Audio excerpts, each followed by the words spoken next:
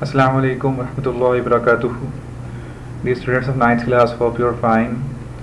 Students, we are discussing about the topic of photosynthesis. Okay, and we have learned yet about the photosynthesis definition, its equation, and the mechanism of photosynthesis, in which we studied the light reactions and dark reactions. Okay, photosynthesis completes in two phases. Number one phase is light reactions, and the other phase is dark reactions. Okay, and in the light reactions, in the presence of sunlight, chlorophyll molecules lose electrons, and then that electrons are uh, passed from the electron transport chain to produce ATP molecules.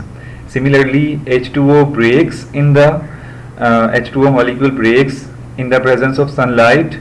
It produces oxygen gas and hydrogen. Hydrogen also produce hydrogen ions, and these hydrogen ions combine with the NADP positive ion to form NADPH molecule. So both these molecules are as energy carriers. Okay, energy लगती है इन molecules को बनाने में, और यही molecules बाद में जाके डार्क रिएक्शंस में अपनी एनर्जी प्रोवाइड करते हैं, और वहाँ पे जाके कार्बन डाइऑक्साइड को वो कन्वर्ट कर देते हैं ग्लूकोज में. सो इस तरह से दो फेजेस के अंदर फोटोसिंथेसिस का प्रोसेस जो है वो कंप्लीट हो जाता है. ओके, ये हमारी अभी तक की स्टडी थी. आज के लेसन में हम लिमिटिंग फैक्टर्स ऑफ फोटोसिंथेसिस को स्टडी करेंगे.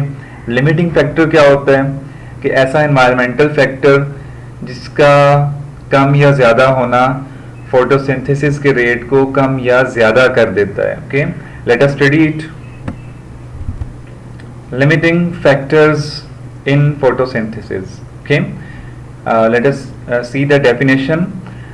Any environmental factor, the absence or deficiency of which can decrease the rate of a metabolic reaction, is called limiting factor for that reaction. And many factors like light intensity, temperature, concentration of carbon dioxide, and availability of water act as limiting factor for photosynthesis.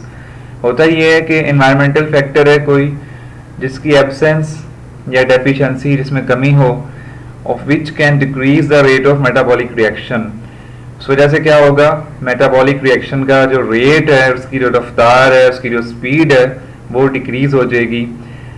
उस factor को, environmental factor को limiting factor for that reaction कहा जाएगा. वैसे भी limiting का मतलब क्या होता है, किसी चीज़ को लिमिट में रखने वाला, उसकी हद में रखने वाला फैक्टर. मैनी फैक्टर्स जिसमें लाइट इंटेंसिटी है, temperature, concentration of carbon dioxide और अवेलेबिलिटी ऑफ वाटर है. तो ये बेसिकली लिमिटिंग फैक्टर्स हैं फोटोसिंथेसिस के. So let us study one by one effect of light intensity and temperature. ठीक है, लाइट इंटेंसिटी का क्या इफेक्ट होता है, इसकी रीडिंग करते हैं. The rate of photosynthesis varies with light intensity. It decreases as light intensity decreases and increases as intensity increases. However, at much higher light intensity, the rate of photosynthesis becomes constant. Okay, light intensity basically light intensity जितनी ज़्यादा है उतने ही number of photons, यानी कि energy जो आ रही है सन से वो ज़्यादा होगी, और वो एनर्जी चूँकि डायरेक्टली इन्वॉल्व होती है फोटोसिंथेसिस को स्टार्ट करवाने में, यानी कि लाइट रिएक्शंस में. सो वो एनर्जी अगर ज़्यादा अमाउंट में आ रही है, लाइट इंटेंसिटी, तो ज़्यादा अमाउंट में एनर्जी अब्जॉर्ब हो रही है और फोटोसिंथेसिस का रेट भी ज़्यादा हो रहा है. लेकिन लाइट इंटेंसिटी की खास लिमिट के बाद जब क्लोरोफिल मॉलिक्यूल्स की लाइट को अब्जॉर्ब करने की इंटेंसिटी मैक्सिमम हो जाएगी और वो मज़ीद light intensity, light energy absorb नहीं कर सकेंगे, उस वक्त rate of photosynthesis will become constant. उसकी स्पीड रुक जाएगी और वो एक लेवल पे आ जाएगी. ओके, इसके बाद टेम्परेचर की बात करते हैं. The rate of photosynthesis decreases with decrease in temperature. It increases as temperature is increased over a limited range, but if light intensity is low, increasing the temperature has little influence on the rate of photosynthesis. ठीक है, हम ये ना समझें कि temperature ज़्यादा हो गया और लाइट कम है तभी फोटोसिंथेसिस का रेट बढ़ेगा। फोटोसिंथेसिस का जो टेम्परेचर पे के साथ जो इन्फ्लुएंस है वो इतना ज़्यादा नहीं है जितना कि लाइट का होता है। फिर भी अगर टेम्परेचर कम होगा तो फोटोसिंथेसिस का रेट कम हो जाएगा।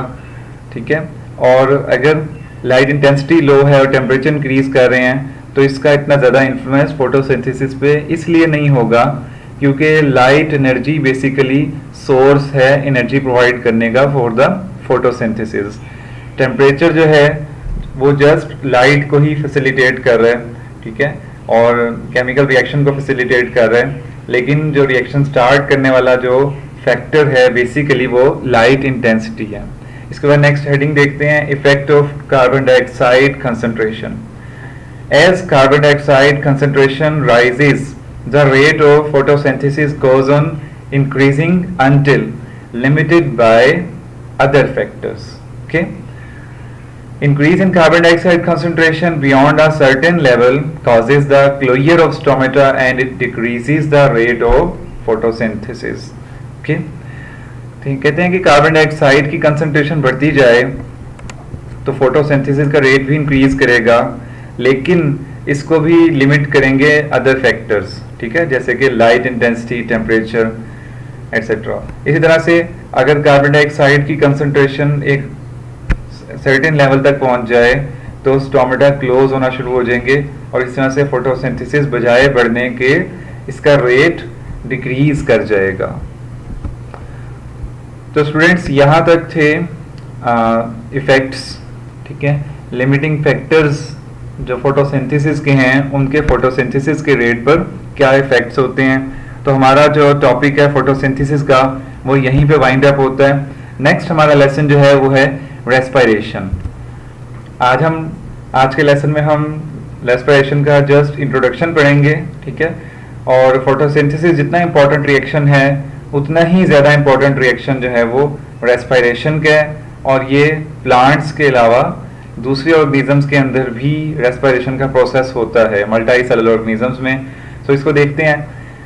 Respiration, when we burn a fuel it utilises oxygen and yields energy in the form of light, heat etcetera.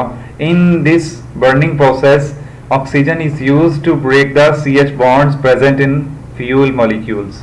Okay, you know students, जो फ्यूल होता है हमारा, पेट्रोल है, गैस है, ठीक है, या कोल है, जब ये बर्निंग के प्रोसेस में इन्वॉल्व होते हैं तो ये ऑक्सीजन को यूटिलाइज करते हैं। आप लोग पढ़ते आ रहे हैं साइंस में कि burning without oxygen is not possible. ठीक है, बर्निंग का जो रिएक्शन है वो ऑक्सीजन के बगैर पॉसिबल नहीं है। तो बेसिकली ऑक्सीजन जो है वो यूटिलाइज होती है CH बॉन्ड को ब्रेक करने में, और CH बॉन्ड जब ब्रेक करते हैं तो इस बॉन्ड से एनर्जी रिलीज होती है, वो इन the form of heat energy हमारे सामने आती है। ठीक है, तो ऑक्सीजन के बगैर जो है बर्निंग का प्रोसेस जो है वो पॉसिबल नहीं होता। अब ऑक्सीजन क्या करती है, CH bond in fuel molecules को ब्रेकअप करती है। ठीक है, आगे रीडिंग करते हैं। In the same way organisms utilise oxygen for the breakdown of CH bonds present in the food in their cells. This breakdown yields energy which is transformed into ATP. During this process, the CH bonds are broken down by oxidation reaction and so carbon dioxide and water are also produced. The cellular energy yielding process is called cellular respiration. Okay? CH bonds हमारी food के अंदर मौजूद हैं, वो भी वहाँ भी यही काम होता है कि फूड जो CH बॉन्ड्स हैं वो ब्रेक डाउन का शिकार होते हैं ड्यू टू ऑक्सीजन एटम्स, और जो एनर्जी रिलीज होती है वो ATP की फॉर्म में ट्रांसफॉर्म हो जाती है। ठीक है, हम इसको डिटेल से पढ़ चुके हैं कि एनर्जी जो है वो किस तरह से ATP की फॉर्म में ट्रांसफॉर्म होती है या स्टोर होती है। ठीक है, और जो CH बॉन्ड्स का ब्रेक डाउन होना है वो भी ऑक्सीडेशन रिडक्शन रिएक्शंस के थ्रू है। ठीक है, क्योंकि ऑक्सीजन का जो है हाइड्रोजन का किसी सब्सटेंस में ऐड हो जाना ये रिडक्शन है, और किसी सब्सटेंस से निकल जाना ये ऑक्सीडेशन है। बहरहाल ये जो प्रोसेस होगा, इसका ओवरऑल जो फायदा होगा वो क्या होगा, एनर्जी यील्ड होगी, और वो जो एनर्जी यील्ड होगी सो इस प्रोसेस को चूंकि हर सेल के लेवल पे होगा इसलिए इसको सेलुलर रेस्पिरेशन कहा जाता है। तो आज के लेसन में बच्चों हमने लिमिटिंग फैक्टर्स ऑफ फोटोसिंथेसिस को स्टडी किया, जिसमें हमने कार्बन डाइऑक्साइड, टेम्परेचर और लाइट इंटेंसिटी को देखा कि वो अगर वेरी कर जाएं एनवायरनमेंट के अंदर तो उनके वेरी करने से रेट ऑफ फोटोसिंथेसिस को क्या असर पड़ता है। ठीक है, ये हमने स्टडी किया। और इसके अलावा हमने आज रेस्पिरेशन की डेफिनेशन की है, सेलुलर रेस्पिरेशन की। ठीक है, और सेलुलर रेस्पिरेशन क्या है, एनर्जी यील्डिंग प्रोसेस है जिसमें ऑक्सीजन फूड के अंदर CH बॉन्ड्स को ब्रेक डाउन करने के बाद एनर्जी प्रोवाइड करती है और वो एनर्जी फिर हम यूटिलाइज करते हैं। ओके, तो आज के लेसन में आप होमवर्क देख सकते हैं। लॉन्ग क्वेश्चन नंबर 5 आपके सामने है। ठीक है, state how the varying light intensity, carbon dioxide concentration and temperature affect the rate of photosynthesis. तो ये आपका कंप्लीट जो है वो एक छोटा सा लॉन्ग क्वेश्चन प्रिपेयर हो जाएगा। इंशाल्लाह कल के लेसन में जो है हम टाइप्स सेलुलर रेस्पिरेशन की मजीद डिटेल्स को स्टडी करेंगे। तब तक के लिए अल्लाह हाफिज़।